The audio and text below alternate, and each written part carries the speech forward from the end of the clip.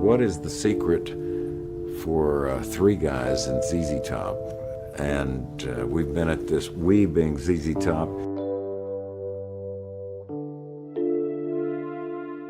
To the world, ZZ Top always looked like a well-oiled machine. Three guys, one sound, zero scandals. There was something almost mythical about the way they never changed the lineup, never cracked under the pressure, and never really broke character. Long beards, mirrored shades, bluesy riffs, and a kind of quiet cool that made them feel untouchable.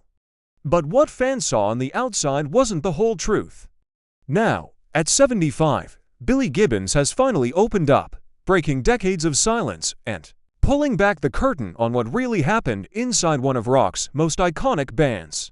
The story he tells isn't one of overnight success or Hollywood endings. It's about obsession, artistic conflict, loyalty, and the quiet cost of longevity.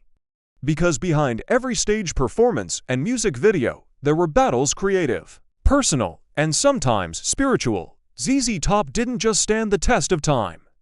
They absorbed it, adapted to it, and quietly suffered under its weight.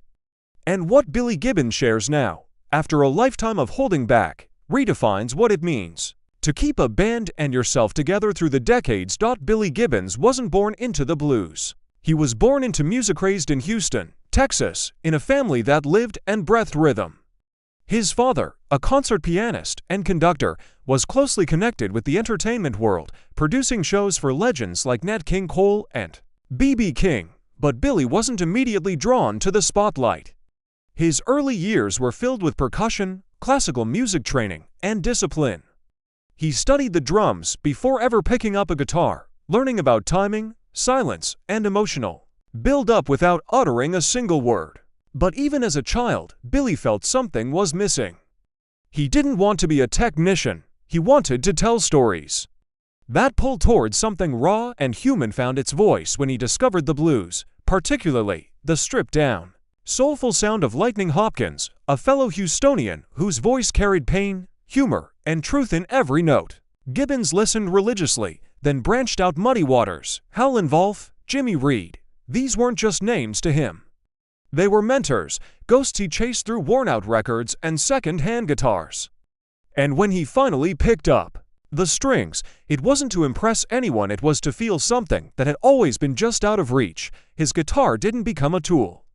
It became a translator for all the things he couldn't say out loud. By the time the 1960s were in full swing, music was shifting. Houston was buzzing with psychedelic sounds, and the counterculture had fully taken root. Billy formed the Moving Sidewalks, a psychedelic rock band that dabbled in acid visuals, fuzzy distortion, and experimental lyrics. It was miles away from the blues he loved, but it was also a necessary evolution. He learned about studio work, tone manipulation, and stage presence. The Sidewalks released an album, gained local fame, and even opened for the Jimi Hendrix Experience. On tour, Hendrix himself reportedly praised Billy's guitar playing, calling him one of the best young guitarists in America, a moment that should have solidified Gibbons' place in that swirling psychedelic wave. But the truth was, Billy didn't feel at home in that scene. While the crowds were growing and the music was loud, he felt spiritually disconnected. The buzz of psychedelia couldn't replace the heartbeat of a slow Texas blues shuffle. The Moving Sidewalks eventually disbanded, not because they failed, but because Billy Gibbons outgrew them. He didn't want to mimic California or New York. He wanted to build something that sounded like where he came from: hot, slow, soulful, and unapologetically Texan. That vision would lead him to two other musicians who, like him, weren't interested in trends. They wanted to play what felt real. In 1969, Billy met drummer Frank Beard and bassist Dusty Hill, and something clicked that can't be explained by industry logic. The chemistry was instant, not just musically, but personally. All three men came from different parts of Texas, and each brought a different flavor. Frank had jazz precision and a rock edge. Dusty had vocal grit and melodic instinct, and Billy brought the vision. Together, they formed ZZ Top, a name that was short, strange, and oddly memorable. Their early music was simple on the surface: groovy riffs, bluesy licks, and lyrics that blended humor with swagger. But underneath that simplicity was a meticulous attention to feel and tone. Their debut album and follow-up releases carved out a niche in the rock landscape. While the coasts were chasing glam and punk, ZZ Top stayed regional, touring relentlessly, building their audience bar by bar, truck stop by truck stop. It wasn't until their third album, Tres Hombres, and the breakout single Log Range, that the rest of the country caught on. That song, a hypnotic, growling tribute to a real Texas brothel, catapulted them into the national spotlight.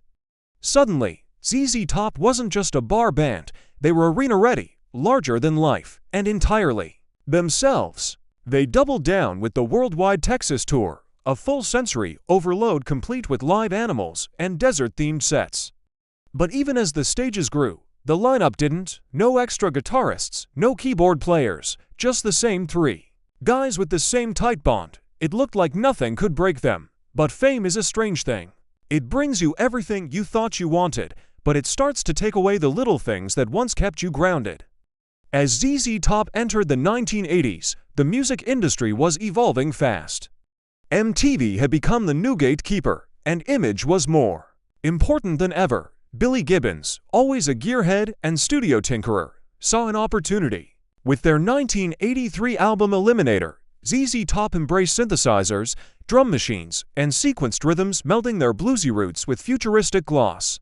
The music videos were unforgettable. Fast cars, mysterious women, and the bearded trio looking like cartoon superheroes of rock. Eliminator sold over 10 million copies and made ZZ Top a global phenomenon.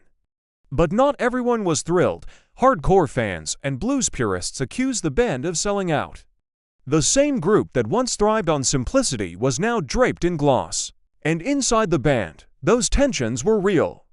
While Gibbons saw the electronic elements as tools for evolution, Dusty Hill and Frank Beard felt the shift pulled them away from the soul of their sound. There weren't public fights or scandals, but the dynamic changed. Gibbons often took the lead in production, and the others sometimes felt like sidemen in a band they had helped build. Over time, the pressure to maintain success began to overshadow the creative joy that had once brought them together. Behind the sunglasses and the swagger, there were moments of silence, tense, tired, and sometimes resentful. ZZ Top had become more than a band. They were a brand, an institution, and the bigger the brand got, the less room there was for disagreement or personal reinvention. Legal tensions also bubbled under the surface. Their longtime manager, Bill Ham, had once been instrumental in shaping their sound and mystique. But by the late 80s and early 90s, rumors swirled about financial mismanagement and restrictive contracts. The band never aired dirty laundry, but insiders reported behind-the-scenes disputes and quiet legal restructuring. It was all handled privately, without the dramatic implosions that plagued other rock acts. Still, the strain was real. Each tour required more stamina. Each album brought debates about direction. And as trends shifted, the band was constantly asked to prove they were still relevant. Through it all, they stayed together physically, at least. But emotionally, the cracks were growing. Gibbons, Hill, and Beard were no longer just bandmates. They were veterans of a shared war that had no finish line. The pressure to preserve the trio became its own kind of prison. You can't change too much without risking everything, but staying the same comes at a cost too. In 2021, tragedy struck when Dusty Hill passed away in his sleep at the age of 72. It was a quiet ending to a life that had been lived on stage, in rhythm, and in the shadow of one of rock's most recognizable beards. His death hit hard, not just because it was the loss of a bandmate, but because it forced the surviving members to confront decades of unspoken emotion. Billy Gibbons, who had rarely spoken publicly about the band's deeper struggles, finally began to reflect. In interviews, he talked about loyalty, longevity, and the strange balance of holding something together even when it doesn't feel the same. He praised Dusty's legacy, his musical intuition, and his decision just before his passing to insist that the band carry on without him. That insistence wasn't just about music, it was about honoring a bond that had survived longer than most marriages. At 75, Billy Gibbons isn't just the last man standing from the original trio. He's a witness to the full cost of endurance. He now speaks about those early days with both pride and sorrow. The nights on tour, the studio experiments, the tension that never quite surfaced but always hovered. He talks about how the blues isn't just a genre, it's a way of life. It's the quiet ache beneath the success, the silence between two men who've been through too much to say it out loud. So when Billy Gibbons breaks his silence, it's not to air grievances or rewrite history, it's to finally say out loud what ZZ Top's fans always sensed, that the music was just part of the story. That behind the groove and the guitars, there was heartache, compromise, and a fragile kind of love that kept three men tethered together for over 5 decades. ZZ Top didn't last because it was easy, it lasted because it was hard. Because Billy, Dusty, and Frank kept showing up, even when the sound changed, the industry shifted, and their own hearts weren't always in sync. They stayed because the music still mattered, because something about those riffs, those harmonies, and that unspoken brotherhood felt worth preserving. At 75, Billy Gibbons isn't chasing hits or reinvention. He's honoring a legacy, one that's loud, quiet, beautiful, and broken in all the ways real art is. And for the first time, we're not just listening to ZZ Top's music, we're hearing the story behind it. And that story, as it turns out, is even deeper than the sound. They held it together for decades, but it was never as effortless as it looked. The synchronized movements, the matching shades, the signature riffs, it all gave the illusion of a band frozen in time, unbothered by the chaos of the industry or the slow march of age. But behind that cool facade was a different story. Entirely, as the years piled up, so did the strain. Staying relevant in a fast-changing industry was hard enough. Staying loyal to each other, to the music, and to a legacy they never planned to build harder still. There were long nights in the studio that stretched into arguments. There were creative disagreements over tone, sound, and direction. There were moments of quiet doubt when the crowds were cheering, but something inside didn't feel right. The pressure didn't always explode into fights, but it simmered constantly beneath the surface. Touring took a physical toll, the kind that doesn't make headlines, but eats away at you over time. And all the while, each member of ZZ Top was changing, aging, evolving, facing challenges that had nothing to do with guitars or set lists. They never aired their pain publicly, but privately, the burden of being ZZ Top, the band, the brand, the institution, began to show in ways only they could see. And that's where the real story lies. Not in the records or the charts, but in the silent sacrifices and personal struggles that kept the band alive when most would have quietly fallen apart. On stage, ZZ Top always looked untouchable. Everything about them was iconic: the way they moved in perfect rhythm, the way they turned a stage into a temple of groove, the beards that became bigger than the band itself. But behind that carefully cultivated image were real human beings, each with their own demons.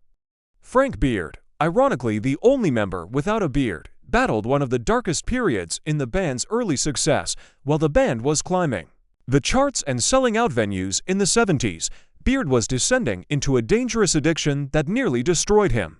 It started small, like it often does, just something to take the edge off the tour schedule, but soon it escalated.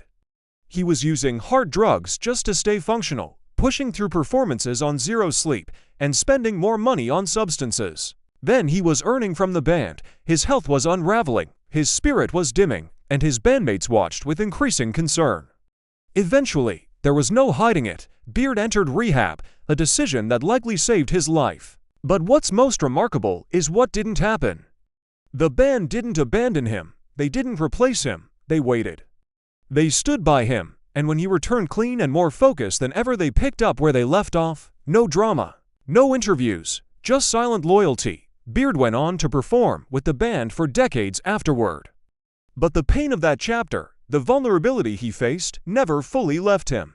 It became part of the music, even if it was never spoken out loud. For Billy Gibbons, the pressures came from a different place.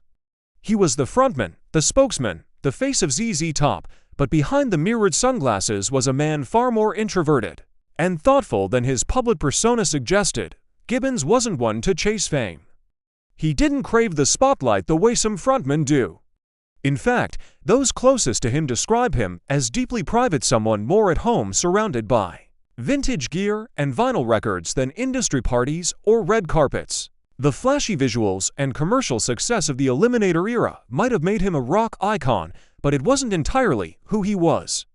Off stage, he avoided drama, steered clear of excess, and buried himself in the technical side of music tone, crafting, gear building, and guitar collecting.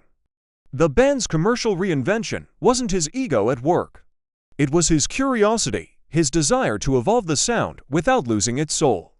But that quiet form of leadership came at a cost. Gibbons carried the weight of steering the ship through storms, of being the constant, the visionary, the anchor. And in a band where public conflict was rare, that weight was carried mostly in silence.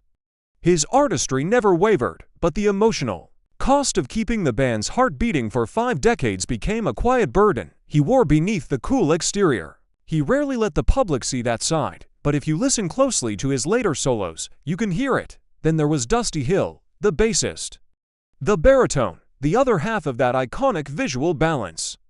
Dusty never sought the spotlight, but he was indispensable. His voice was gravelly and perfect. His playing was rock solid, always exactly where it needed to be. He was the band's quiet center of gravity, the man who filled the spaces, glued the grooves together, and rarely got the credit he deserved. For decades, he stood stage right, just to Billy's side, anchoring every show with a calm presence and a wry sense of humor. But behind that steadiness was a body slowly giving out. In 2000, Dusty was diagnosed with hepatitis C, forcing the band into hiatus while he recovered. He came back stronger, but the battle wasn't over. Over the next 20 years, Hill faced a series of health issues, some known, most kept private. In 2014, he fell and injured his hip, requiring surgery. Each time he healed, he returned. The road was in his blood, but in July 2021, during what was supposed to be a short recovery period for a lingering hip issue, Dusty Hill died in his sleep. The news shocked fans, devastated the band, and left a hole that could never truly be filled. For Billy Gibbons, it was like losing a twin. They had been side by side for over 50 years, longer than most marriages last. Their harmonies, their timing, their entire musical language had been built together. In a later interview, Gibbons revealed that Dusty had given his blessing for the band to continue, even suggesting Elwood Francis, the band's longtime guitar tech, as his replacement. It wasn't just a practical instruction, it was a parting gift. A final act of loyalty from a man who had given everything to the music. And so, ZZ Top did what they've always done. They kept going. They played through the pain. Elwood stepped in, not to replace Dusty, but to carry the torch he left behind. And while the symmetry was gone and the chemistry forever changed, the sound somehow still lived. The band honored Dusty not through tributes or press releases, but through the only way they knew how, by playing, by getting on that same stage, under those same lights, and letting the music speak. For Gibbons and Frank Beard, continuing wasn't about pretending everything was the same. It was about honoring what had been built, because to stop would have been to let Dusty's final wish die with him.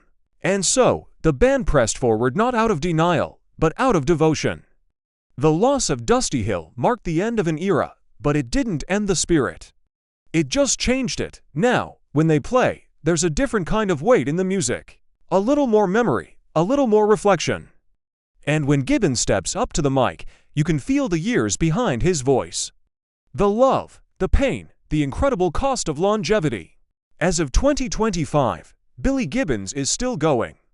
75 years old and still chasing tone like he did at 15, he hasn't slowed down, not really. If anything, he's just gotten leaner, sharper, more focused. He's not trying to compete with younger artists. He's not chasing TikTok trends or Spotify placements. He's still doing what he always did, making music that feels like him. ZZ Top still tour, still fills venues, still brings that bluesy swagger to every show. The lineup looks different now, but the energy remains. Elwood Francis stands stage right now, a respectful presence who doesn't mimic Dusty, but honors him in every note. And outside of ZZ Top, Gibbons has found new life in his solo work. Starting in 2015, he released a series of albums that stripped things down and let him explore different flavors of blues and rock. These weren't vanity projects, they were intimate, gritty, and raw. The lyrics cut a little deeper, the solos lingered a little longer. And if you listen close, you'll hear it, that sense of history, of loss, of one man reflecting on a life lived loud. In those songs, Gibbons speaks in the only language he's ever trusted his guitar, and even when he doesn't mention Dusty by name, you can feel his presence in every note. There have been whispers about unreleased ZZ Top track songs recorded before Dusty passed, with his final bass lines locked away in studio vaults. Nothing official has been announced, but Gibbons has hinted that the archives run deep.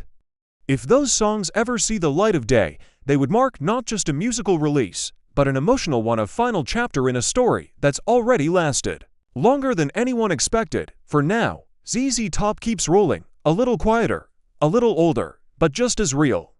The fans still show up, the music still grooves, and Billy Gibbons, guitar in hand, still walks on stage with that same calm swagger that made him a legend.